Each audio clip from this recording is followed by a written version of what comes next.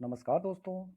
आज से हमने आपके लिए एक नया सेट जो कि 2015 से 2020 तक पूछे गए सारे 500 से ज़्यादा प्रश्नों के संग्रह लेकर आए हैं आपके पसंदीदा यूट्यूब चैनल ज्ञान सागर पर। दोस्तों, ये सवाल आपको रेलवे, एसएससी, पुलिस एवं राज्य स्तरीय किसी भी परीक्षाओं की तैयारी के लिए आपको हेल्प करेगी। दोस्तों, चलते हैं आज के पहले सेट की ओर। आज का जो पहला सवाल है दोस्तों, वो है प्रयाग प्रशस्ति के लेखक कौन थे। तो प्रयाग प्रशस्ति के जो लेखक थे दोस्तों, वो थे हरिसेन। हरिसेन जो थे वो प्रयाग प्रशस्ति के लेखक थे। हमारा नेक्स्ट क्वेश्चन है कि निम्नलिखित में से कौन सी पुस्तक हुमायूं के बारे में सूचना देती है। तो दोस्तों, तारिक ए रशीदी जो पुस्तक है वो हुमायूं के बारे में बताती है। हमारा नेक्स्ट क्वेश्चन है प्रथम भारतीय नोबेल पुरस्कार विजेता थे। तो प्रथम भारतीय नोबेल पुरस्कार विजेता जो थे वो थे रविंद्रनाथ टैगोर। दोस्तों, आपको बताना है कि सीवी रमन को किस क्षेत्र में नोबेल पुरस्कार दिया गया था। हमारा नेक्स्ट क्वेश्चन है कि संगम युग में चोल शासकों की राजधानी थी। तो दोस्तों, संगम युग में चोल शासकों की जो राजधानी थी वो थी उरैयूर एवं अर्काट। हमारा नेक्स्ट क्वेश्चन है कि फिरोज शाह तुगलक ने किसकी स्मृति में जौनपुर नगर की स्थापना की थी। तो फिरोज शाह तुगलक ने दोस्तों मोहम्मद बिन तुगलक के स्मृति में जौनपुर नगर की स्थापना की थी। हमारा अगला सवाल है भारतीय संविधान में आरंभ में कितने अनुच्छेद थे। दोस्तों, आप जैसा कि आप जानते हैं कि अभी जो है भारतीय संविधान में 400 से ज़्यादा लगभग 484 अनुच्छेद हैं, लेकिन जब संविधान बना था तो उस समय उसमें केवल 395 अनुच्छेद थे। दोस्तों, आपको बताना है कि संविधान में कितनी अनुसूचियां थी जब संविधान बनकर तैयार हुआ था। हमारा नेक्स्ट क्वेश्चन है नालंदा विश्वविद्यालय बिहार में कहाँ स्थित है। तो नालंदा विश्वविद्यालय जो है दोस्तों वो बिहार के राजगीर में स्थित है। हमारा नेक्स्ट क्वेश्चन है कि इनमें से सबसे पहले सूर्यास्त कहाँ होती है। तो दोस्तों, आपको बताना है कि दिल्ली, देहरादून, ढाका या इस्लामाबाद, इन चारों में से सूर्यास्त सबसे पहले कहाँ होगी।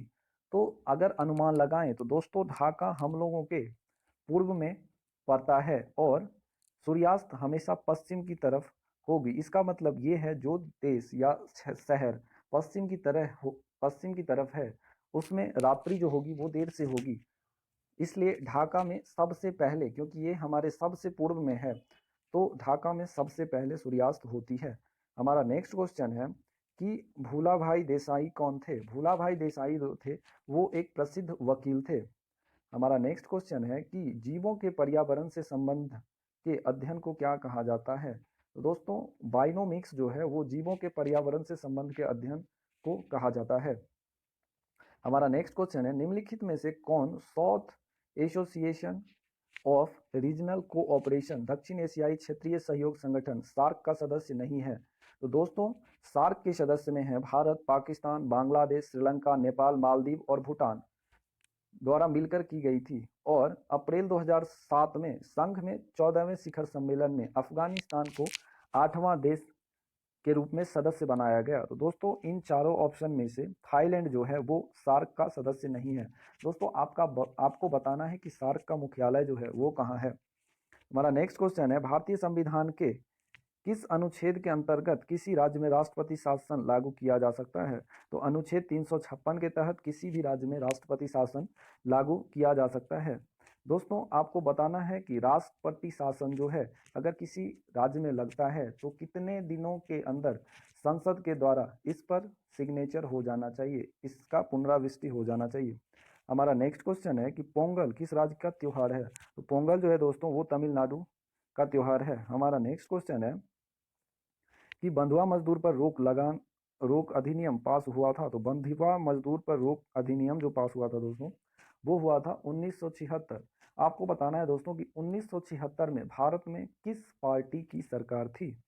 हमारा नेक्स्ट क्वेश्चन प्रसिद्ध पुस्तक दास कैपिटल किसके द्वारा लिखी गई है। तो दास कैपिटल जो लिखी गई है दोस्तों वो लिखी गई है कार्ल मार्क्स के द्वारा। हमारा नेक्स्ट क्वेश्चन है स्वदेशी आंदोलन के दौरान बंगाल में निम्नलिखित में से किन स्वयं सेवक संस्था या समिति का विकास हुआ है। तो दोस्तों वो था स्वदेश बांधव नामक एक संस्था का विकास हुआ था जब देश में स्वदेशी आंदोलन चल रहा था।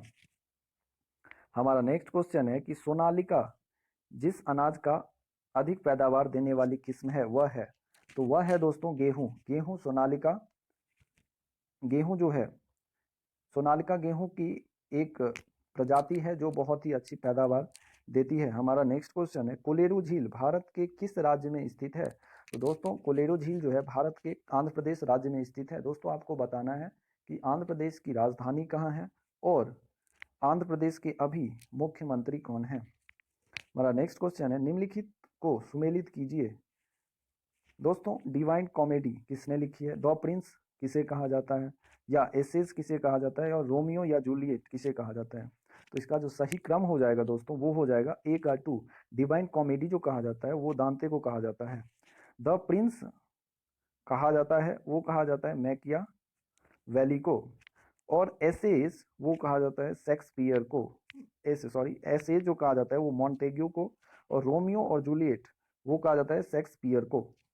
हमारा नेक्स्ट क्वेश्चन है कि राज्यसभा में स्थानों के आवंटन का विवरण दी गई निम्नलिखित में से किस एक अनुसूची में है? तो इसका जो सही उत्तर है दोस्तों वो है चौथी अनुसूची। हमारा नेक्स्ट क्वेश्चन है दोस्तों, आज की ये टेस्ट समाप्त होती है, अगले वीडियो में मिलेंगे और आपका दिन शुभ हो। Thank you, have a nice day. हमारे इस चैनल को लाइक एवं सब्सक्राइब